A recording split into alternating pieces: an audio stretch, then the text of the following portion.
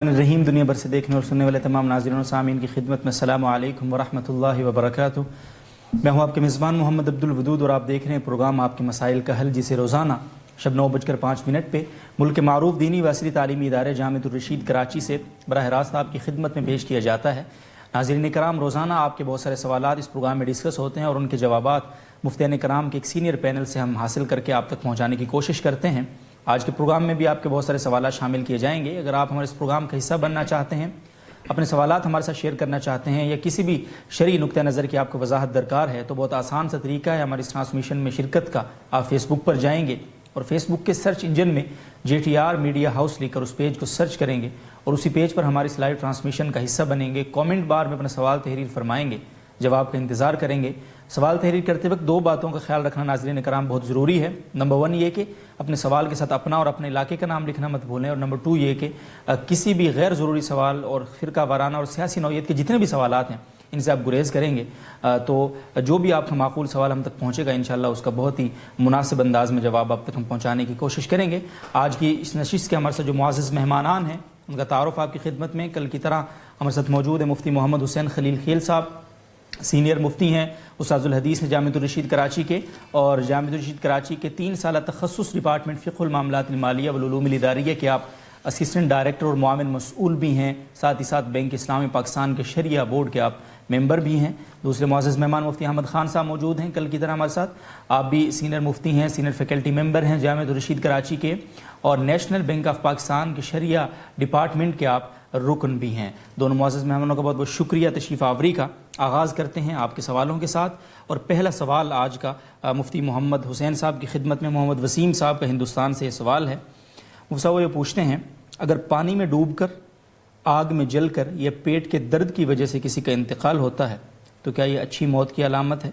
क्या ऐसी मौत पर इससे कब्र का अज़ाब हटा दिया जाता है या नहीं? मुफ्ती साहब बिस्मिल्लाहिर्रहमानिर्रहीम। शहादत की 2 किस्में हैं। एक तो हकीकी शहीद है जो दुनिया के जो अहकाम है उस हवाले से भी शहीद हो और आखिरत में भी। तो ये तो वो आदमी है जो अल्लाह के रास्ते में लड़ाई के दौरान कत्ल हो जाए या किसी ने जुल्मन किसी को बग़ैर किसी जुर्म के कत्ल किया हो।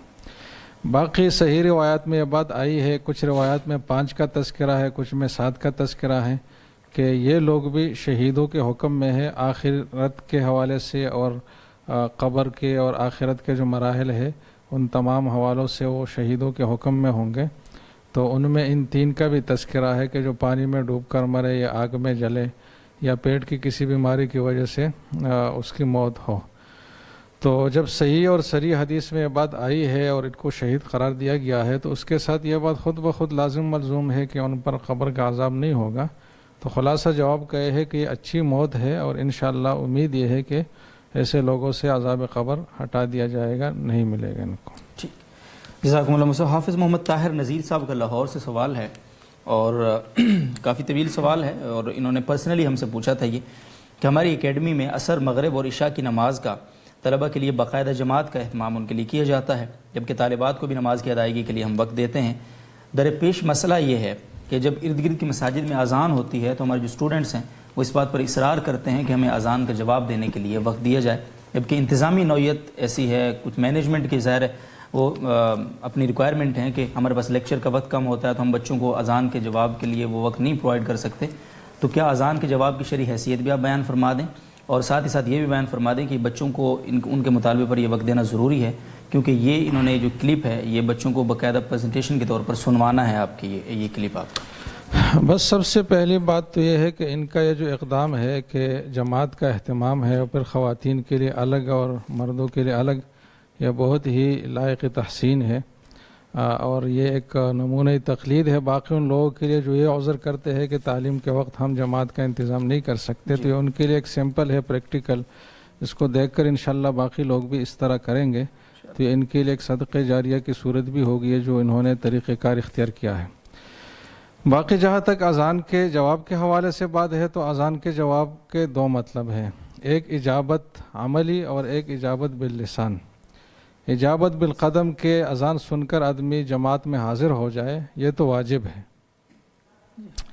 और इख्तिलाफ़ है, लेकिन जो राजिह कौल है वो ये है कि ये वाजिब है, और जब वाजिब है तो اس پہ تو کوئی دوسری بات نہیں ہے، لیکن چونکہ انہوں نے انتظام کیا ہے عملی جواب کا کہ جماعت کا اہتمام وہ کرتے ہیں اور انتظام انہوں نے کیا ہوا ہے، تو جو واجب درجہ ہے اذان کے جواب دینے کا یہ تو ادا کر رہے ہیں۔ باقی جو زبانی طور پر جواب دینا ہے تو یہ مستحب ہے، اس میں بھی بہت ساری بات ہے، لیکن خلاصہ اور جو راجح بات ہے وہ یہ ہے کہ یہ مستحب ہے۔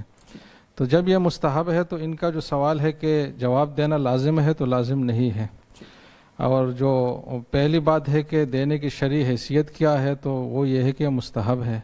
اب تیسرا سوال کہ طلباء کو ان کے مطالبے پر یہ وقت دینا چاہیے یا نہیں چاہیے، تو میرے خیال میں ان کے ذہن میں شاید ایک کنفیوژن ہے کہ اذانیں تو بہت ساری مسلسل ہوتی رہتی ہے، تو اگر سب کے جواب کے لیے ہو تو ظاہر ہے کہ بہت خلل آئے گا کلاس کے اس میں، تو شریعت کا یہ حکم نہیں ہے۔ دو اقوال ہے، ایک یہ ہے کہ محلے کی جو اذان ہے اس کا جواب دیا جائے، باقیوں کا ضروری نہیں ہے، اور دوسرا ہے کہ سب سے پہلے جو اذان ہے اس کا جواب دیا جائے، باقیوں کا ضروری نہیں ہے۔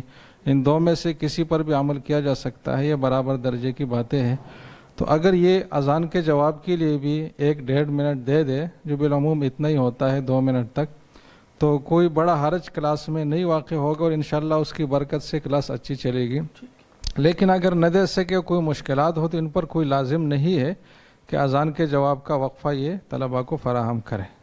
مصعب ایک صورت اس میں یہ ہو سکتی ہے جب یہ اپنی جماعت کا اہتمام کرتے ہیں تو جب کلاس ختم ہو جائے، چونکہ باہر سے لوگوں نے آنا نہیں ہوتا، انتظار کی کوئی کا وہ مسئلہ نہیں ہے، فوراً اذان دیں جماعت کے وقت 2-3 منٹ پہلے، 2-3 منٹ کے بعد جماعت کروائیں، یہ بھی تو ایک صورت ممکنہ ہو سکتی ہے، اور اسی اذان کا جواب ظاہر ان پر ہوگا۔ ہاں جی، یہ بھی ایک صورت ہے، اور بلکہ اگر الگ انہوں نے جماعت کرنی ہے مسجد سے ہٹ کر تو یہ الگ سے ایک مستحب ہے کہ اس کے لیے اذان بھی دی جائے، تو اس مستحب پر بھی عمل ہوگا اور ساتھ ان کا جو مطالبہ ہے یہ بھی پورا ہو جائے گا۔ بہت شکریہ، اچھی صورت ہوگی۔ جزاکم اللہ۔ محمد مفتی احمد خان صاحب لطیف الرحمان صاحب کا سوال ہے ہنگو سے، میرے دوست نے اس شرط پر اپنے ساتھی کو 1 لاکھ روپے دیے کہ ہنگو سے لاہور تک آنے جانے کا کرایہ آپ نے ادا کرنا ہے، دونوں اپنی اپنی دکانوں کے لیے کپڑوں کی خریداری کے لیے لاہور گئے ہوئے تھے، کیا یہ سودی معاملہ ہے یا نہیں؟ کیا میرے دوست کو وہ کرائے کے پیسے واپس کرنے چاہیے یا نہیں؟ بسم اللہ الرحمن الرحیم۔ ان کے سوال سے یہ بات سمجھ میں آ رہی ہے کہ ان دونوں حضرات نے لاہور جانا تھا اپنی دکان کی مال کی خریداری کے لیے، اور ایک صاحب کو کچھ رقم کی ضرورت تھی جو دوسرے صاحب نے ان کو 1 لاکھ روپیہ قرضہ دے کر وہ ضرورت پوری کی، اور شرط اس میں یہ رکھی گئی کہ آنے جانے کے جتنے اخراجات ہیں کرایہ وغیرہ تو وہ جن صاحب نے قرضہ لیا ہے وہ ادا کریں گے۔ تو یہ واضح طور پر ایک ناجائز شرط ہے، کیونکہ یہ ایک قرض کا معاملہ ہے، اور اس میں انہوں نے شرط رکھ کر یہ ایک نفع ان سے لیا ہے کہ یہ آنے جانے کا جتنا خرچہ ہے یہ دوسرے صاحب برداشت کریں گے، تو یہ بالکل ناجائز معاملہ ہے۔ اس پر ان دونوں پر لازم ہے کہ استغفار بھی کریں، اور جو انہوں نے ان کے طرف سے اخراجات کیے ہیں تو ان پر لازم ہے کہ وہ اخراجات ان کو ادا کریں، اور یا یہ ہے کہ قرضے میں اتنی ہی رقم جو ہے پھر منہا سمجھی جائے۔ مثلا اگر ان کی طرف سے 3000 روپے کے اخراجات ہوئے ہیں تو یہ 1 لاکھ کے بجائے اب ان سے صرف 97,000 روپیہ وصول کریں، پورا 1 لاکھ وصول نہ کریں۔ بہت شکریہ صاحب۔ عبد الحلیم صاحب کا سوال ہے، میں نے اپنے دوست سے بینک کے ذریعے 2 لاکھ روپے منگوائے، بینک نے 600 روپے کمیشن کاٹا، میں نے اپنے دوست سے کہا کہ کمیشن میں ادا کر دوں گا، کیا یہ جائز ہے صاحب؟ جی بالکل، چونکہ انہوں نے یہ معاملہ اپنے دوست کے لیے ہی کیا ہے اور کوئی اپنی ذاتی کسی مفاد کی خاطر نہیں کیا، تو چونکہ اس کی وجہ سے ان پر 600 روپے کی ادائیگی لازم ہوئی ہے تو ان پر لازم بھی ہے کہ اس کو ادا کریں، اور بالکل اس کا ادا کرنا جائز ہے، اس میں کوئی حرج نہیں۔ بہت شکریہ صاحب۔ مفتی محمد حسین صاحب کی خدمت میں سوال ہے سیلا سید صاحبہ کا جرمنی سے، اور وہ یہ پوچھتی ہیں صاحب کیا انگلش فونٹ میں قرآن مجید پڑھنے سے قرآن پڑھنے کا ثواب مل جائے گا؟ کیونکہ میں نے عربی نہیں پڑھی ہوئی اور مجھے کوئی مشکل درپیش ہے، اس حوالے سے کیا فرماتے ہیں؟ بس اتنا جینین عربی نام ہے ان کا، سیلا اور سید، تو کیسے عربی نہیں پڑھی ہوئی؟ مطلب عربی ماحول سے ان کا تعلق رہا ہے، ان کا نام اس بات کی دلیل ہے۔ باقی یہ بات سمجھنی چاہیے کہ قرآن جو ہے اس کو اللہ تعالیٰ نے عربی قرار دیا ہے، یعنی اس کی صفت ہے عربی، اِنَّا أَنزَلْنَاهُ قُرْآنًا عَرَبِيًّا، اور عربی میں ہونا یہی قرآن کریم کی ایک خصوصیت ہے۔ مطلب قرآن کی جو کمالات ہے اور قرآن کی جو باریکیاں ہے تلفظ کی، معانی کی، ہر لحاظ سے وہ عربی زبان میں ہی آ سکتی ہے، باقی زبانوں میں صلاحیت نہیں ہے کہ قرآن کی صحیح ترجمانی وہ کر سکے، نہ لفظی لحاظ سے نہ معنوی لحاظ سے۔ تو اس پر تمام امت کے علماء کا اتفاق ہے، اکثریت کا 99.99% کے قرآن کریم کو عربی ہی میں، عربی رسم الخط میں ہی پڑھنا اور لکھنا یہ لازم ہے، اس کی خلاف ورزی کرنے ناجائز ہے، حرام ہے۔ تو ہم اس کی قطعاً اجازت نہیں دے سکتے کہ یہ رومن میں یا کسی اور زبان میں قرآن جو لکھا ہوا ہے، جس نے لکھا ہے اس نے بھی غلط کیا ہے، لیکن اگر لکھا ہوا کہیں ملتا ہے تو اس کا پڑھنا یہ الگ سے گناہ ہے، ناجائز ہے، تو اس سے بالکل تلاوت نہ کرے۔ اور عربی سیکھنا اس حد تک کہ قرآن پڑھا جائے یہ کوئی اتنا مشکل کام نہیں ہے، کسی حافظ صاحب سے کچھ وقت لے کر، اور اگر وہاں نہیں ہے تو آج کل آن لائن بھی تعلیم و تعلم کی ایک سلسلے ہے، اور ہر چیز کہیں سے بھی آپ سیکھ سکتے ہیں، تو یہ کوئی عذر نہیں ہے آج کل۔ تو کہیں سے بھی اتنا ناظرہ پہلے قاعدہ اور پھر ناظرہ 2-3 پارے پڑھ کر کہ اس سے وہ تلاوت کر سکے، ان کے اوپر الگ سے لازم ہے کہ وہ یہ کرے، لیکن اس کی اجازت بالکل نہیں ہے کہ انگلش میں لکھا ہوا وہ دیکھ کر اس کو بطور تلاوت پڑھا جائے۔ جی جزاکم اللہ خیر۔ اور اگلا سوال ہے آپ کی خدمت میں عبد الوقار صاحب کا ہندوستان سے۔ عصر کی نماز ایسے وقت پڑھنا کہ نماز کے درمیان میں غروب آفتاب ہونے کا یقین ہو، یا فجر کی نماز اس وقت پڑھنا جبکہ نماز کے درمیان طلوع آفتاب کا یقین ہو، درست ہے؟ بس اس میں احناف کا مذہب یہ ہے کہ عصر اور مغرب فجر میں فرق ہے۔ فجر کا حکم یہ ہے کہ اگر درمیان میں طلوع آفتاب ہو تو نماز فاسد ہو جاتی ہے، پھر اشراق کے وقت میں یعنی سورج نکلنے کے تقریباً 15-20 منٹ بعد اس نماز کا اعادہ پھر ضروری ہے، وہ نماز نہیں ہوتی۔ البتہ عصر کی نماز میں اگر سورج غروب ہو تو نماز درست ہو جاتی ہے، البتہ بہتر اس میں بھی یہ ہے کہ اس کا اعادہ ہو، لیکن لازم نہیں ہے۔ باقی ان دونوں میں فرق کی وجہ کیا ہے، تفصیل کیا ہے، تو وہ سامعین کے فہم سے شاید بالاتر ہو، بہت دقیق باریک بات ہے اس میں۔ صرف اتنا اجمالی حکم ہے کہ فجر میں تو ایسا جائز نہیں ہے، لیکن مغرب میں اس کی اجازت ہے اصل میں۔ بہت شکریہ مصعب۔ نوید صاحب کا سوال ہے سعودی عرب سے، مفتی احمد خان صاحب سے وہ پوچھتے ہیں آن لائن گیم جیتنے سے ملنے والے پیسے یا کوئی چیز حاصل کرنا شرعاً کیسا ہے مفتی صاحب؟ جی یہ اس سوال کے جواب سے پہلے ایک ذرا جو آپ نے پہلے سوال کیا یہ صلہ سید صاحبہ کا، اس حوالے سے ایک مزید عرض کرنا چاہوں گا کہ جس طرح حضرت نے فرمایا کہ یہ جو کیا جاتا ہے کسی دوسری زبان میں دوسرے رسم الخط میں قرآن کو لکھا جاتا ہے، تو اس کا یہ لکھنا تو ناجائز اور حرام ہے ہی، اور اس کو پڑھنا بھی ناجائز ہے۔ اس میں ایک بات یہ بھی سمجھنی چاہیے کہ خصوصاً انگلش جو ہے اس زبان میں بہت سے حروف ایسے ہیں عربی زبان کے کہ جن کے مقابل انگریزی زبان میں کوئی حرف موجود نہیں ہے۔ مثلاً حرف ضاد ہے تو انگلش میں اس کے مقابلے میں کوئی حرف موجود نہیں ہے، حرف عین ہے تو اس کے مقابلے میں انگریزی میں کوئی حرف موجود نہیں ہے، اسی طرح باقی بھی حروف ہیں تو ان کے مقابلے میں انگریزی میں بعین ہی اسی طرح تلفظ کیا جانے والا کوئی حرف موجود نہیں ہے۔ یہ باقاعدہ علم تجوید ہے جس میں بتایا جاتا ہے کہ کون سا حرف عربی کا کس طرح ادا کیا جائے گا۔ تو ایک تو ویسے ہی ناجائز ہے، اور اوپر سے اس میں مزید گناہ یہ ہوگا کہ جب آپ کسی اور رسم الخط میں اس کو لکھیں گے کہ جن کے حروف کی پوری عربی حروف کے ساتھ مطابقت نہیں ہے، تو آپ قرآن کو جگہ جگہ غلط پڑھیں گے، اور اس غلط پڑھنے کا علیحدہ ایک مزید گناہ ہوگا۔ تو بہرحال اس چیز سے بچنا ضروری ہے۔ یہ جو انہوں نے سوال پوچھے یا آن لائن گیم کے بارے میں، تو اصل میں اس حوالے سے جب تک پوری تفصیل سامنے نہ آئے کہ وہ گیم فی نفس ہی کیسی ہے، وہ جائز ہے یا ناجائز ہے، اس میں وہ انعام کن شرائط پر ملتا ہے، اور اس گیم میں انسان کن شرائط پر شامل ہوتا ہے، کوئی رقم ادا کرنی پڑتی ہے، بغیر معاوضے کے شامل ہوتا ہے، تو جب تک یہ تفصیل سامنے نہ آئے تو اس سوال کا جواب نہیں دیا جا سکتا، کیونکہ اس میں جواز کے پہلو بھی ہو سکتا ہے اور یہ ناجائز صورت بھی ہو سکتی ہے۔ بہت شکریہ جی۔ نور اللہ صاحب ثوابی سے ان کے سوال ہے زید نے مارکیٹ میں ایک دکان کرائے پر لی ہے، دوسرا آدمی زید سے کہتا ہے کہ میں آپ کو 15 لاکھ روپے دیتا ہوں، آپ یہ دکان مجھے چھوڑ دیں۔ زید یہ رقم، مجھے زید اور بکر سے وہ اپنا طالب علمی کے زمانہ یاد رہا، شاید کوئی مولوی صاحب ہے، زید یہ رقم حق کے قرار کے عوض لے گا جبکہ دکان بدستور مالک کی ہے اور رہے گی۔ اب یہ دوسرا کرایہ دراصل مالک کو کرایہ دار دراصل مالک کو کرایہ ادا کرتے رہے گا، کیا زید کے لیے یہ رقم حق قرار کے عوض لینا جائز ہے یا نہیں؟ دیکھیے اس کی دو صورتیں ہو سکتی ہیں۔ ایک تو یہ جن صاحب نے پہلے اس دکان کو کرائے پر لیا ہے، انہوں نے کسی متعینہ مدت کے لیے اس کو کرائے پر لیا ہو، مثلا 5 سال کے لیے یا 3 سال کے لیے انہوں نے اس دکان کو کرائے پر لیا ہے، اور اس مدت کے ختم ہونے سے پہلے یہ دوسرے صاحب چاہتے ہیں کہ یہ اس کو کرائے پر لے لیں، تو اس صورت میں تو یہ اپنے اس حق سے تنزل اس کو کہا جاتا ہے، گویا یہ اپنا یہ حق چھوڑ رہے ہیں کرایہ داری کا، اور دوسرے صاحب ان کی جگہ پر آئیں گے تو اس حق کے چھوڑنے کے عوض کے طور پر یہ رقم لے سکتے ہیں۔ لیکن اگر اس طرح نہ ہو، جیسے بسا اوقات کرایہ داری کا یہ معاملہ کیا جاتا ہے کہ ہر مہینے وہ ایک نیا معاملہ ہوتا ہے، اور 1 مہینے کا مثلا نوٹس دے کر مالک کی دکان کو بھی یہ اختیار ہوتا ہے کہ وہ دکان خالی کرے، اور اسی طرح کرایہ دار کو بھی یہ اختیار ہوتا ہے کہ وہ خالی کر دے. تو اگر کسی متعینہ مدت کے لیے یہ معاملہ نہ کیا ہو تو پھر اس صورت میں ان کو یہ حق حاصل نہیں ہے کہ اس کے عوض کوئی جو ہے رقم لے کر اس دکان کو چھوڑیں. ٹھیک، جزاکم اللہ. مفتی محمد حسین صاحب، آپ کی خدمت میں سوال ہے محمد شعیب صاحب کا. کیا نماز کو مؤخر کرنے کی وجہ سے ثواب میں کمی آتی ہے؟ نیز کیا اول وقت میں نماز ادا کرنے سے مراد اذان کے فوراً بعد نماز ادا کرنا ہے، اس کو کوئی اور مطلب ہے؟ ان کا جو دوسرا سوال ہے اس کو پہلے کر لیتے ہیں کہ نماز اول وقت میں پڑھنے کا یہ مطلب نہیں ہے کہ اذان کے فوراً بعد ہو، ٹھیک ہے، بلکہ مطلب یہ ہے کہ جو مستحب اوقات ہے اس وقت میں نماز پڑھی جائے. ٹھیک. اب فجر کی نماز میں جو اول وقت ہے یعنی صبح صادق کے بعد، تو وہ مستحب نہیں ہے، بلکہ مستحب یہ ہے کہ اس کو ذرا روشنی میں پڑھا جائے، لیکن اتنا زیادہ بھی نہ ہو کہ بالکل سورج کی طلوع قریب ہو، بلکہ اتنا فاصلہ درمیان میں ہو کہ اگر نماز خدا نخواستہ فاسد ہو تو دوبارہ مسنون طریقے سے نماز کو پڑھا جا سکے.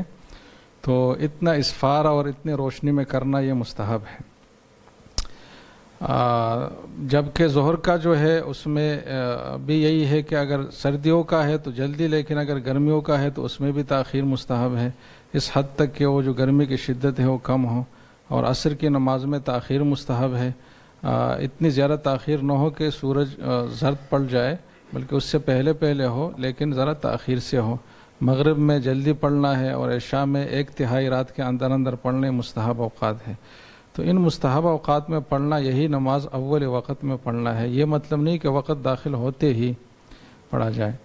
باقی اگر مستحب وقت میں اذان ہو اور پھر اس اذان کے بعد نماز ہے تو پھر جتنا جلدی ہو سکے اذان کے بعد پڑھنی چاہیے، لیکن درمیان میں اتنا دورانیہ دینا چاہیے کہ لوگ آسانی سے وضو اور تیاری کر سکیں. اتنا فوری بات پڑھنا کوئی مستحب نہیں ہے کہ یہ وقفہ بھی نہ ہو. 15-20 منٹ کا وقفہ کم از کم درمیان میں اذان اور نماز کے دینا چاہیے.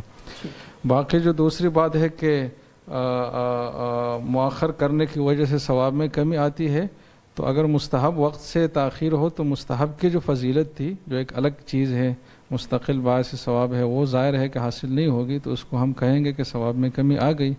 اگرچہ اصل نماز کی ادائیگی کا جو ثواب ہے وہ بہرحال ملے گا، لیکن وقت کے استحباب کی رعایت کی وجہ سے جو ثواب اضافی ملنا تھا وہ ثواب نہیں ملے گا، تو ہم کہیں گے کہ ثواب میں کمی آ گئی. جزاکم اللہ صاحب. اور سجاد علی صاحب کا سوال ہے، مغرب کا وقت شروع ہونے سے یعنی شروع ہو کر پھر کتنے بجے تک رہتا ہے؟ بس وقت کے حساب سے بتانا مشکل ہے. پاکستان کے جو اکثر شہر ہے اس میں 1 گھنٹہ 20 منٹ سے لے کر 1.5 گھنٹے تک یہ وقت رہتا ہے. باقی یہ کم و بیش بھی ہو سکتا ہے، تو نقشے میں دیکھ کر وقت اس سے اندازہ صحیح لگایا جائے. بہت شکریہ جی. مفتی احمد خان صاحب، مسز کلیم صاحبہ کا سوال ہے لاہور سے، اگر غسل جنابت واجب ہو اور غسل سے پہلے ماہواری آ جائے تو کیا غسل چند گھنٹوں یا 1-2 دن کے لیے مؤخر کیا جا سکتا ہے یا اسی وقت غسل کرنا ضروری ہے؟ دیکھیں، اس سوال کی بنیاد اس بات پر ہے کہ اگر ایک انسان کو جنابت لاحق ہو جاتی ہے تو اس پر کیا لازم ہے کہ وہ کتنی دیر تک اس غسل جنابت میں تاخیر کر سکتا ہے. تو اس کا جواب یہ ہے کہ تب تک تاخیر کی جا سکتی ہے جب تک نماز کے قضا ہونے کا، یا اگر مرد ہے تو اس سے جماعت کے چھوٹ جانے کا اندیشہ نہ ہو، تو اس وقت تک غسل جنابت میں تاخیر کی جا سکتی ہے. بہتر تو یہ ہے کہ انسان جتنا جلدی کر لے، لیکن اگر اتنی تاخیر کر لے تو کوئی گناہ نہیں ہوتا. تو اب جو یہ انہوں نے صورت پوچھی ہے، تو اس میں چونکہ اب نماز پڑھنے کا کوئی موقع ہی نہیں ہے، جنابت کے بعد جو ہے ماہواری شروع ہو چکی ہے اور ظاہر ہے اس حالت میں نماز نہیں پڑھی جا سکتی، تو یہ اب ماہواری کے ختم ہونے تک بھی اس غسل کو مؤخر کر سکتی ہیں. اور جب ماہواری ختم ہو جائے تو پھر ایک ہی دفعہ غسل کریں، اس سے ہر قسم کی ناپاکی سے پاکی حاصل ہو جائے گی. جزاکم اللہ جی. محمد وسیم صاحب دبئی سے وہ پوچھتے ہیں، لانڈری سے کپڑے دھلوانے کا کیا حکم ہے؟ یہاں دبئی میں لانڈری پر مسلم و غیر مسلم سب کے کپڑے ایک ساتھ دھلتے ہیں، کیا کرنا چاہیے مجھے؟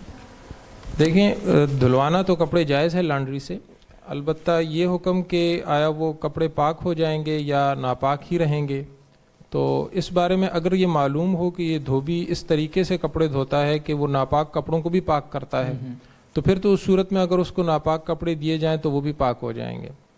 لیکن اگر یہ معلوم نہیں ہے تو پھر اس صورت میں جس حالت میں کپڑے دیے گئے ہیں دھوبی کو اسی حالت میں برقرار رہیں گے. یعنی اگر پاک دیے گئے ہیں تو پاک ہی واپس آئیں گے، اور ناپاک دیے گئے ہیں تو ناپاک ہی واپس آئیں گے. باقی اس میں مسلم و غیر مسلم کا مسئلہ نہیں ہے. اصل مسئلہ جو ہے وہ کپڑوں کی پاکی یا ناپاکی کا ہے. تو اگر یہ طریقہ معلوم نہیں ہے دھوبی کا تو پھر آپ کے کپڑے اسی حالت پر برقرار رہیں گے کہ جس حالت پر آپ نے اس کو دیے ہیں. ٹھیک ہے جی. اٹک سے ایک سوال ہے جی، کیا عشاء کی نماز سے پہلے 2 سنت اور وتر پڑھے جا سکتے؟ جی نہیں پڑھے جا سکتے. سنت اور وتر جو ہیں ان کو عشاء کے فرضوں سے مؤخر کرنا ضروری ہے. صحیح. مفتی محمد حسین صاحب سے سوال ہے جی، ابو سدرہ رحمانی صاحب بہار سے ہوئے پوچھتے ہیں، سدرہ سے مجھے صاحبہ نکل گیا جی، معذرت. کیا یہ بات صحیح ہے کہ نماز سے پہلے اور بعد کی سنتیں گھر پہ پڑھنی چاہیے؟ کیونکہ حدیث میں ہے کہ گھروں کو قبرستان بنانے سے منع کیا گیا ہے. کیا فرماتے ہیں جی؟ جی یہ بات صحیح ہے کہ جو سنت اور نوافل ہے، جو فرض کے علاوہ نماز ہے جی وہ گھر ہی میں پڑھی جائے، اس سے گھر میں برکت آتی ہے. بلکہ فتاوی تطرخانیہ میں لکھا ہے کہ خصوصاً جو فجر کی سنت ہے یہ گھر میں پڑھنا، ایک تو اس میں اتباع سنت ہے کہ رسول اللہ صلی اللہ علیہ وسلم کا تقریباً ہمیشہ کا یہی معمول رہا ہے کہ گھر میں ہی پڑھی گئی ہے. دوسرا ہے کہ اس سے جو آپس کی ناچاقی اور گھر میں جو اختلافات ہے اس کا بھی خاتمہ ہو جاتا ہے، اور جو رزق میں بے برکتی ہے اس کے ازالے کا بھی ایک ذریعہ ہے. تو ظاہر ہے انہوں نے کسی بنیاد پر لکھا ہوگا، کسی بزرگ کا تجربہ ہوگا. ویسے بھی سنت عمل میں برکات تو ہوتی ہے. جی. تو فجر کی سنتوں میں تو زیادہ تاکید ہے، باقی سنتوں میں بھی مستحب اور بہتر یہ ہے کہ وہ گھر ہی میں پڑھی جائے. جزاکم اللہ جی. اگین ابو سدرہ رحمانی صاحب بہار سے پوچھتے ہیں، 4 زانوں بیٹھ کر سونے سے وضو باقی رہتا ہے یا ٹوٹ جاتا ہے؟ بس جو بھی ایسی صورت ہو جس میں جو سرین ہے انسان کی وہ جمی رہے زمین پر، اور وہ مطلب ایسی کیفیت نہ ہو کہ اگر کوئی سہارا ہے تو وہ نکل جانے سے اور سہارا ہٹ جانے سے وہ گر جاتا ہو، ایسی کیفیت میں انسان نہ ہو، تو اس حالت میں جب وہ سو جائے تو اس سے وضو نہیں ٹوٹتا. تو 4 زانوں بیٹھنے کی جو کیفیت ہے ظاہر ہے اس میں کسی چیز پر سہارا نہیں ہے تو اس میں تو وضو نہیں ٹوٹتا. بلکہ اگر کسی چیز پر سہارا ہے بھی تب بھی اگر مطلب آدمی مضبوطی سے بیٹھا ہوا ہے اور مطلب ایسی کیفیت نہیں ہے کہ کوئی چیز نکلے، تو ٹیک لگاتے ہوئے بھی جیسے کہ سیٹ میں آدمی بیٹھا ہوا ہوتا ہے تب بھی راجح بات یہ ہے کہ اس سے بھی وضو نہیں ٹوٹتا. تو یہ جو انہوں نے پوچھا اس صورت میں وضو نہیں ٹوٹتا. جزاکم اللہ جی. مفتی احمد خان صاحب، محمد صفوان صاحب کا سوال ہے حضرو اٹک سے، مسبوق اگر بھولے سے امام کے ساتھ ایک طرف سلام پھیر دے تو سجدہ صاحب تو لازم نہیں ہوگا؟ اس مسئلے کی 2 صورتیں ہیں. ایک یہ ہے کہ مسبوق نے امام کے بالکل ساتھ سلام پھیرا ہے، یعنی بالکل اس میں تاخیر نہیں ہوئی سلام پھیرنے میں، اس صورت میں تو سجدہ صاحب واجب نہیں ہوتا. لیکن اگر اس نے تھوڑا بھی تاخیر کے ساتھ، یعنی امام نے سلام پہلے پھیر دیا اور بعد میں اس مسبوق نے بعد میں سلام پھیرا، تو اس صورت میں پھر سجدہ صاحب لازم ہوتا ہے. عملی طور پر یہ بہت مشکل ہے کہ انسان کا سلام امام کے سلام کے بالکل ساتھ ہو، کچھ نہ کچھ اس سے تاخیر ہو ہی جاتی ہے. اس لیے مسئلہ عموماً یہی بتایا جاتا ہے کہ اگر ایسی صورت پیش آ جائے تو سجدہ صاحب کرنا ضروری ہوگا. جی اسماعیل فلاحی صاحب سورت سے، ان کا سوال ہے، کسی واجب کے رہ جانے کی وجہ سے جو نماز واجب الاعادہ ہو کیا اسے وقت کے بعد لوٹایا جا سکتا ہے؟ جی بالکل لوٹایا جا سکتا ہے اور لوٹانا ضروری ہے اس کو. ٹھیک ہے جی. سمیع اللہ صاحب کوہاٹ سے پوچھتے ہیں، اگر کسی کی جیب میں ضرورت کی تصویر ہو یا اخبار ہو جس میں تصاویر ہوں تو اسے نماز ہو جاتی ہے یا نہیں؟ اگر اس حالت میں نماز پڑھ لی تو شرعاً حکم کیا ہوگا؟ جی نماز ہو جاتی ہے، نماز درست ہو جائے گی. ٹھیک ہے جی. مفتی محمد حسین صاحب، عثمان صاحب نواب آباد سے، ان کے یہ سوال ہے، ہمارا کاروبار ہیوی مشینری کا ہے، مشین خریدتے وقت ہمارے ذہن میں یہ ہوتا ہے کہ کام کرتے رہیں گے اور اگر منافع پر بکنے لگی تو بیچ دیں گے، کیا یہ مال تجارت ہوگی؟ نہیں جی یہ مال تجارت نہیں ہوگی. مال تجارت وہ ہے جس میں خریدتے وقت ہی ایک واضح نیت ہو کہ اس کو بیچنا ہے. باقی بیچنے کی ظاہر ہے صورت وہ جب ہی ہوگی جب زیادہ نفع ملے تبھی بیچنا ہوگا، لیکن بیچنے کی نیت ہو. یہاں ان کی جو نیت ہے یہ واضح طور پر بیچنے کی نہیں ہے بلکہ ان مشینوں کے استعمال اور اس سے کام لینے کی ہے. اور اگر کوئی ایسا چانس آئے جس میں زیادہ نفع ملے تو بیچنے کی بھی پھر صورت ان کے ذہن میں ہے، لیکن 2 ٹوک ان کی نیت نہیں ہے. لہٰذا یہ کرایہ کی چیزیں ہی شمار ہوگی اور اس کی جو آمدن ہے اس پر تو زکوٰۃ ہے، لیکن خود ان چیزوں کی مالیت پر زکوٰۃ نہیں ہے. ٹھیک. ساجد صاحب کا سوال ہے بہاولپور سے، اور یہ سوال مبنی ہے اس بات پر کہ انہوں نے قرضہ ٹائم پہ نہیں دیا. مصعب لگ ایسے یہ دیکھیں نا، اگر کسی کا قرض دینا اور یہ یقین ہو کہ اسے دیتے وقت لڑائی ہوگی یا وہ بے عزتی کرے گا تو کیا کرنا چاہیے؟ بس یہ تو ایک تکنیکی سوال ہے، شرعی مسئلے کی روح سے تو کوئی یہ نہیں ہے، بس میں جو بھی طریقہ مناسب ہو اختیار کیا جائے، مثلا کسی دوسرے آدمی کو پیسے دے کر اس کے ہاتھ واسطے کے ذریعے سے پہنچایا جائے، یا ان کو ہدیہ اور گفٹ کے طور پر دیے جائے اور بعد میں کہا جائے کہ بھائی وہ کوئی گفٹ وفٹ نہیں تھا، وہ آپ کا قرضہ تھا، تو یہ بھی ہو سکتا ہے۔ بہرحال جی جو بھی صورت ان کو مناسب لگے۔ جعفر اقبال صاحب بڑے سوال پوچھتے ہیں مصعب، اور سوال ان کا جو ہے آگے بھی ایک آ رہا ہے اور یہ بھی ہے، پیدائش سے قبل بچے کی صحت معلوم کرنے کے لیے جدید آلات کا استعمال شرعاً جائز ہے یا نہیں؟ جی جی بالکل جائز ہے، اس میں کوئی ٹھیک ہے۔ محمد رفیع صاحب کراچی سے پوچھتے ہیں، بچے کی پیدائش سے بالغ ہونے تک اس کا خرچہ کس کے ذمہ ہے؟ جی اس کا خرچہ والد کے ذمہ ہے، حتیٰ کہ بچے کی پیدائش پر آج کل جو اخراجات ہوتے ہیں اسپتالوں میں بھاری بھرکم، تو وہ بھی والد ہی کے ذمہ ہے، اور لڑکا ہے اس کے جو اخراجات ہیں وہ بالغ ہونے تک ہے، اور لڑکی کے جو اخراجات ہیں اس کی شادی ہونے تک یہ والد کے ذمہ ہے، تو یہ والد کی ذمہ داری ہے۔ جزاک اللہ جی۔ اور مفتی احمد خان صاحب، سجاد علی صاحب کا سوال ہے، فرض نماز پڑھنے سے نماز ہو جاتی؟ جی ان کے سوال کا بظاہر مقصد یہ ہے کہ ایک شخص نے صرف فرض نماز پڑھی ہے اور سنتیں نہیں پڑھی، تو ایسی صورت میں نہ ہم مطلقاً یہ کہہ سکتے ہیں کہ نماز ہو گئی اور نہ یہ کہہ سکتے ہیں کہ نماز نہیں ہوئی، بلکہ ہم یہ کہیں گے کہ فرض نماز ہو گئی اور سنتیں نہیں ہوئیں۔ تو فرض جو ہے وہ تو ظاہر ہے ان کا مرتبہ بہت اونچا ہے، ان کا پڑھنا انتہائی ضروری ہے، تو وہ تو ظاہر ادا ہو گئیں، لیکن جو سنتیں پڑھنی ہیں وہ بھی ایک ضروری عمل ہے، تو ان کو اگر چھوڑیں گے تو اس کا جو گناہ ہے وہ اپنی جگہ پر ہوگا۔ البتہ صرف سنتیں پڑھنے سے نماز نہیں ہوتی؟ جی بالکل، صرف سنتیں تو فرائض کے بغیر جو ہے۔ محمد حسن صاحب علی گڑھ سے پوچھتے ہیں، ایک آدمی صاحب ترتیب نہیں ہے، بہت ساری نمازیں اس کی قضا ہو گئی ہیں، لیکن اس نے ساری نمازیں ادا کر لی ہیں، کیا وہ صاحب ترتیب بن جائے گا یا نہیں؟ جی بالکل، اگر اس نے ساری نمازیں پڑھ لی ہیں تو اب دوبارہ وہ صاحب ترتیب ہے، اگر پھر اس سے نمازیں قضا ہوں اور وہ 5 یا 5 سے کم ہوں تو ان پر لازم ہوگا کہ اس کو ترتیب سے ادا کریں۔ محمد طاہر صاحب ڈیرہ غازی خان سے پوچھتے ہیں، نماز میں امامت کے لیے کیا چیز دیکھی جانی چاہیے؟ یہ سوال ویسے کافی تفصیل چاہتا ہے، لیکن مختصراً میں عرض کرتا ہوں۔ پہلی 3 بنیادی چیزیں ہیں جن کے بغیر تو کسی شخص کو امام بنانا جائز ہی نہیں ہے، اور اگر اس کو اپنے اختیار سے کوئی امام بنائے گا تو وہ گناہ گار ہوگا۔ ایک تو یہ ہے کہ اس شخص کو نماز کے بنیادی مسائل معلوم ہوں، جس سے نماز کم از کم درست ادا ہو جائے، ایسا نہ ہو کہ نماز فاسد ہو جائے، نماز کے فرائض یا واجبات ہی رہ جائیں۔ اسی طرح وہ شخص اتنی قرات جانتا ہو کہ جس سے نماز درست ہوتی ہے، ایسا نہ ہو قرات میں ایسی غلطی کرے کہ نماز درست نہ ہو۔ اور تیسری چیز یہ ہے کہ وہ شخص جو ہے کوئی غلط عقائد کا حامل نہ ہو، یا ظاہری طور پر کسی فسق و فجور اور گناہوں میں مبتلا نہ ہو۔ تو یہ تو پہلی 3 اور بنیادی چیزیں ہیں۔ پھر اس کے بعد جو ہے وہ ترجیحی امور ہیں کہ کس کو زیادہ ترجیح دینی چاہیے، تو اس میں بھی پھر ایک ترتیب ہے۔ پہلے دیکھنا چاہیے کہ کون سا شخص جو ہے وہ نماز کے مسائل سے زیادہ واقف ہے۔ جو شخص زیادہ واقف ہوگا نماز کے مسائل سے تو وہ نماز کو زیادہ بہتر طریقے سے پڑھا سکے گا۔ اگر نماز میں کوئی غلطی ہوگی تو اس کو معلوم ہوگا کہ سجدہ صاف کرنا ہے یا نماز فاسد ہو گئی ہے، تو جس کو نماز کے مسائل کا زیادہ علم ہو۔ پھر اس کے بعد جو علم تجوید سے ہماری مراد یہ ہوتی ہے کہ قرآن مجید کو جو تلاوت کا صحیح طریقہ ہے، جس طرح حروف کو ادا کرنا چاہیے، جہاں سے ادا کرنا چاہیے، جن صفات کے ساتھ، اس علم میں جو شخص زیادہ ماہر ہو تو پھر اس کو ترجیح دینی چاہیے۔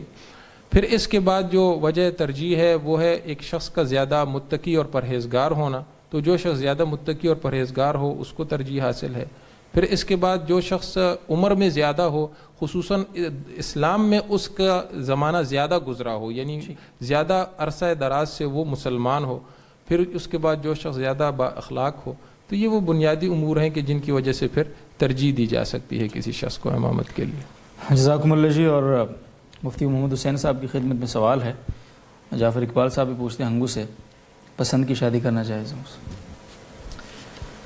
بس اس سوال کے جواب میں مناسب سی تفصیل یہ ہے کہ اسلام ایک توازن اور اعتدال کا مذہب ہے، تو ہر حکم میں یہ چیز ہے، تو شادی کے حوالے سے جو احکام ہے اس میں بھی یہی توازن اور اعتدال بالکل واضح ہے، اور اس میں یہ ہے کہ لڑکا اور لڑکی کے پسند کی بھی شریعت میں رعایت ہے، بلکہ یہ حکم ہے کہ اگر انہوں نے ایک دوسرے کو دیکھا نہ ہو تو ایک نظر دیکھ لے، تاکہ اجمالی اندازہ ہو، اور یہ آگے کی زندگی کے لیے اور جو آپس کے تعلقات ہیں اس کو مستحکم ہونے کے لیے ایک ضروری چیز ہے۔ تو شریعت نے پسند کا اعتبار کیا ہے، بلکہ اس کی ترغیب دی ہے، اور اس بات کی حوصلہ شکنی کی ہے کہ جبراً کوئی رشتہ لڑکی یا لڑکے کے اوپر لازم کیا جائے کہ آپ نے ضرور یہ کرنا ہے، اس کا مزاج ہو یا نہ ہو۔ لیکن اس طرح پسند کی بھی اجازت نہیں ہے کہ بالکل ایک آزادانہ رائے ہو لڑکا اور لڑکی کے، اور اس میں جو اس کے اولیاء ہے خصوصاً والدین، ان کے ساتھ کوئی مشورہ نہ ہو اور ان کی کوئی رائے نہ لی جائے، تو اس کی حوصلہ شکنی کی گئی اور اس کی ترغیب دی گئی ہے۔ بلکہ بعض حدیث کے الفاظ ہے کہ لا نکاح الا بولی، کہ جب تک سرپرست کی رائے اور اجازت شامل نہ ہو تو وہ نکاح ہوتا ہی نہیں ہے۔ اگرچہ حناف کا مذہب یہ ہے کہ ہو تو جاتا ہے، لیکن بہرحال سخت نامناسب کام ہے کہ والدین کو نظر انداز کر کے کوئی اپنی چاہت پر ہی صرف فیصلہ کر لیں، اور ایسی صورتیں اور ایسے جو کام ہیں بعد میں یہ بہت سخت ندامت کا باعث بنتی ہے، اور یہ مشاہدہ ہے کہ اس طرح کی جو شادیاں ہیں بعد میں وہ فساد پر ہی منتج ہوتی ہے۔ تو پسند کی شادی کرنا جائز ہے، لیکن والدین سے مشورہ لے کر اور ان کو اعتماد میں لے کر، اور اگر والدین منع کرے تو پھر ان کی بات ماننا زیادہ اہم ہے بنسبت اپنی پسند کی رعایت کی۔ بہتر ہے، جزاکم اللہ جی۔ اور بلال احمد صاحب اسلام آباد سے پوچھتے ہیں، اگر کوئی عورت بدکاری میں مبتلا ہو کیا اسے دوسری شادی کر سکتے ہیں؟ جی کر سکتا ہے، اور اگر عورت کی طرف سے بات آئے کہ میں اس گناہ کو چھوڑ دوں گی اگر کوئی مجھ سے شادی کرے، جی تو پھر بہت زیادہ باعث ثواب بھی ہے انشاءاللہ۔ محمد عمر صاحب تونسہ سے پوچھتے ہیں، جی مفتی احمد خان صاحب، اذان کی آواز سن کر اگر کتا بھونکنے لگ جائے تو کیا ایسے کتے کو مارنا ثواب ہے؟ یہ اس میں کوئی اس کتے کو مارنے میں ثواب کا کوئی ایسا پہلو نہیں ہے، بس اس کو اپنے حال پر چھوڑ دیا جائے۔ اس میں کوئی ایسا شریعت کا حکم نہیں ہے کہ اس کو مارا جائے تو اس میں ثواب ملے گا۔ ٹھیک ہے جی۔ سالم صاحب کا سوال ہے لکی مروت سے، کیا قسم کے کفارے میں 10 مسکینوں کے کھانے کی رقم ایک ہی مسکین کو دے سکتے ہیں؟ جی بالکل دے سکتے ہیں، لیکن ایک دن میں نہیں دے سکتے۔ جی اگر ایک ہی مسکین کو دینا چاہتے ہیں تو پھر اس کو 10 دنوں میں دینا پڑے گا۔ ہر دن جو ہے وہ ایک جو دن کا کھانا ہے یا ایک صدقۃ الفطر کی مقدار جو رقم بنتی ہے تو وہ ہر روز اس کو دینی پڑے گی، اور یوں 10 دنوں میں ادائیگی کرنی پڑے گی۔ محمد عرفان آفریدی صاحب پوچھتے ہیں، جی مفتی محمد حسین صاحب سے، کوئی شخص اپنے دوست سے کہے کہ اگر میں نے ایسا نہیں کیا تو میری بیوی کو طلاق، جبکہ ابھی اس کی شادی بھی نہیں ہوئی، تو بعد میں جب وہ شادی کرے گا تو کیا اس کو طلاق ہوگی اس کی بیوی کو یا نہیں ہوگی؟ نہیں جی، اس میں طلاق نہیں ہوگی، کیونکہ جب شادی نہیں ہے تو طلاق کا کوئی تصور نہیں ہے۔ البتہ ایک صورت ہے، لیکن چونکہ ان کے الفاظ ایسے نہیں ہیں تو ان کے الفاظ کا حکم یہ ہے کہ طلاق نہیں ہوگی۔ شکیل خان صاحب کا سوال ہے، مدرسے کی وقف چیز مثلا سلائی مشین وغیرہ کسی اور کو استعمال کے لیے دینا درست ہے شرعاً؟ نہیں جی، نہیں جائز نہیں ہے، اور یہ ایک آج کل ایک عام چیز ہے، بلکہ ایک سنگین غلطی ہے کہ لوگ وقف کی چیزوں میں بالکل احتیاط نہیں کرتے۔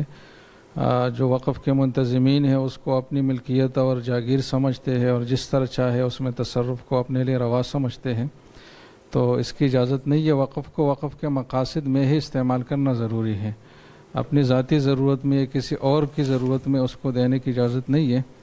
البتہ اگر کوئی وقف کی چیز ہے اور اس کو کرایہ پر دینا یہ وقف کے لیے مفید ہو اور وقف کو اس کی اس دورانیے میں ضرورت نہ ہو تو کرائے پر وقف کی چیز دی جا سکتی ہے، یعنی بامعاوضہ، لیکن مفت میں وقف کی چیز کسی کو ازراہ تبرع دینا اس کی اجازت نہیں ہے۔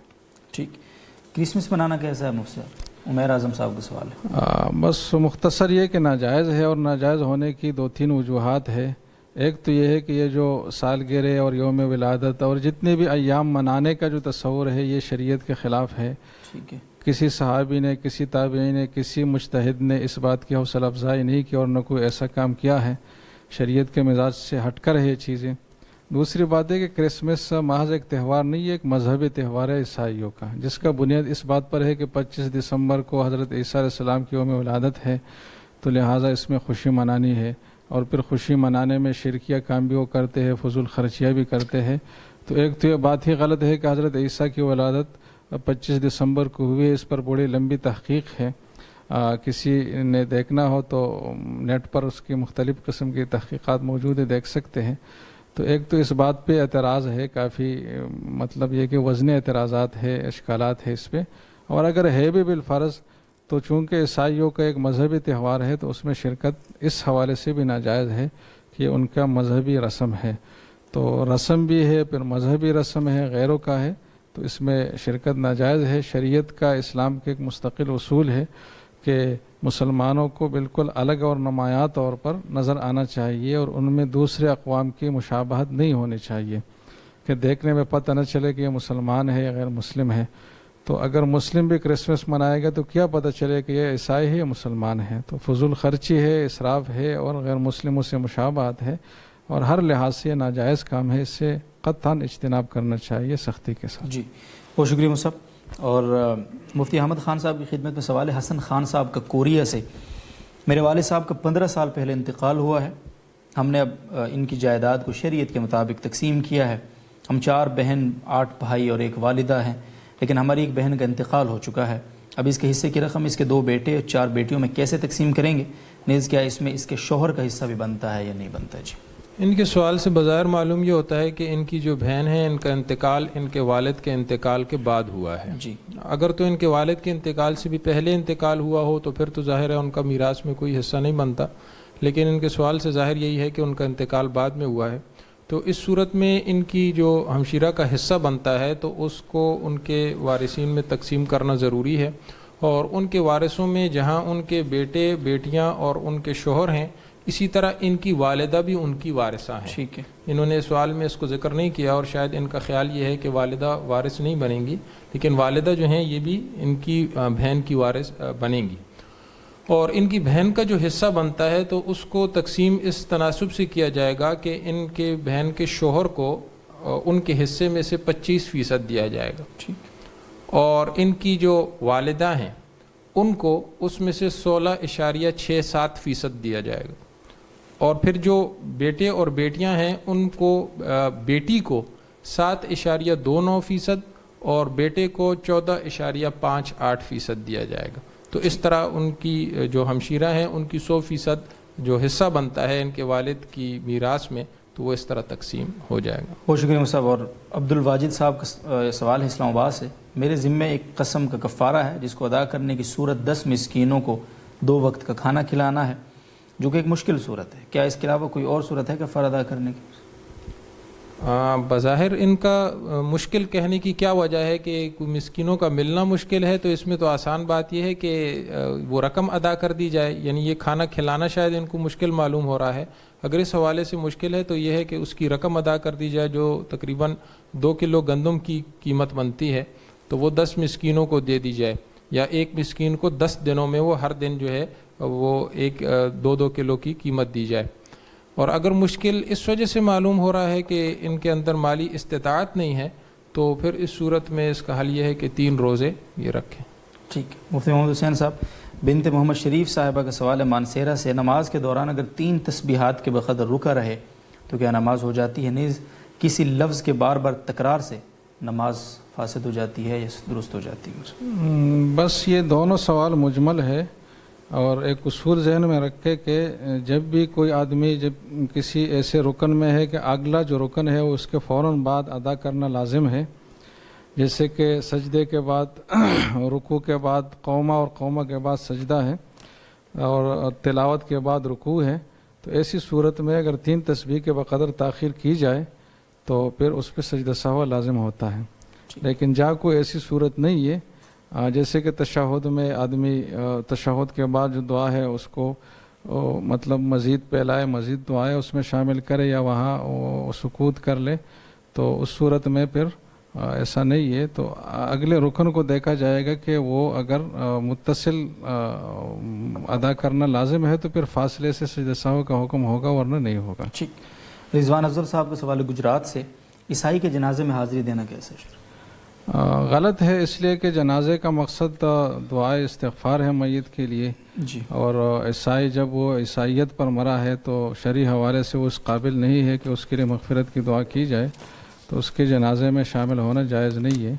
یعنی جنازے کی جو تقریب ہے اس میں، باقی اگر ویسے کوئی جائے اس کی تعزیت کے لیے تو اس کی اجازت ہے. بہت بہت شکریہ جی دونوں معزز مہمانان کا، تمام ناظرین و سامعین کا. میں اپنے ناظرین و سامعین سے ایک گزارش اس حوالے سے بہت کرنا ضروری سمجھتا ہوں. ہماری انتظامیہ کی طرف سے بھی بار بار ہمیں یہ چیز بتائی گئی ہے، اور JTR میڈیا ہاؤس کے جو پرسنل رابطہ نمبرز ہیں ان پر بھی شکایت موصول ہوئی ہے بہت بار، اور ہم اس کو بہت محسوس کرتے ہیں شدت سے. انفارچونیٹلی یہ چیزیں ہم تک پہنچ رہی ہیں، اور یہ اتنا اچھا پلیٹ فارم ہے، اتنا اچھا ایک سلسلہ ہے، اس کو بہرحال ہمیں خراب کرنے کی کوشش نہیں کرنی چاہیے، احتیاط کرنی چاہیے. ایک تو یہ کہ ہم غیر ضروری سوالات سے سوالات نہیں ہوتے، وہ گپ شپ ہو جاتی ہے بس اوقات. تو جو لوگ سوال پوچھنے والے ہوتے ہیں ان کو زحمت ہوتی ہے، تکلیف ہوتی ہے، دقت ہوتی ہے، اور سوالات کو جمع کرنے میں بھی اس میں دشواری کا سامنا ہوتا ہے. تو غیر ضروری گپ شپ سے اجتناب کیا جائے. بہت آپ سے ہمبلی ایک ریکویسٹ ہے. اور دوسرا یہ کہ جو بھی خواتین ہمارے کومنٹ بار میں آ کر سوال اپنے شیئر کرتی ہیں تو ان سے درخواست یہ ہے، ہماری انتظامیہ کی طرف سے یہ ریکویسٹ ہے کہ وہ اپنے نام کی بجائے اپنے کسی محرم کا نام لکھ کر وہ سوال اگر پوسٹ کریں تو یہ زیادہ مناسب صورت ہوگی، اور اس میں احتیاط کا پہلو بہت زیادہ ہے، اور اس سے جو شکایات ہمیں ابھی تک موصول ہوئی ہیں ان کا تدارک بھی کافی حد تک کیا جا سکے گا. بہرحال ہم اپنے ناظرین و سامعین کا احترام کرتے ہیں، ان کی محبتوں کو سلام کرتے ہیں، وہ ہمارے ساتھ پورا وقت جڑے رہتے ہیں. جی محرم کے نام لکھنے کی کوئی وضاحت؟ جی محرم کا نام لکھنے کی وضاحت مصطفیٰ فرما رہے ہیں. جیسے اگر اپنے والد کا نام جیسے بنت فلاں صاحبہ یا اپنے بھائی کے نام اخت فلاں، تو اس طرح سے مطلب آپ اپنا سوال شیئر کر سکتے ہیں، اور اس میں احتیاط کا پہلو بڑا زیادہ ہے. انشاءاللہ ہم اپنے ناظرین و سامعین سے پورے تعاون کی یقین دہانی ہمیں ہے اور ہم رکھتے ہیں. اللہ تعالی ہم سب کا حامی ناصر ہو. اجازت دیجیے، اللہ حافظ.